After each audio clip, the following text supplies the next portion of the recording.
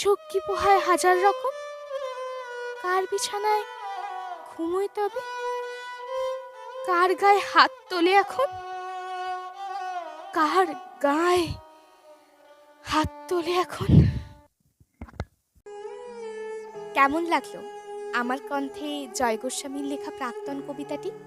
আশা করি ভালো লেগেছে। যদি ভালো লেগে থাকে অবশ্যই লাইক করবেন, আমার চ্যানেলটিকে সাবস্ক্রাইব করবেন এবং আপনার কেমন লাগা ভাব প্রকাশটি লিখিত মাধ্যমে জানাতে ভুলবেন না কমেন্ট বক্সে গিয়ে।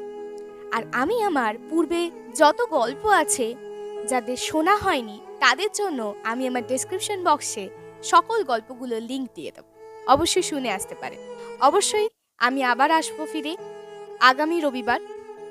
দেখা হচ্ছে সবার সাথে একটি নতুন উপহারে।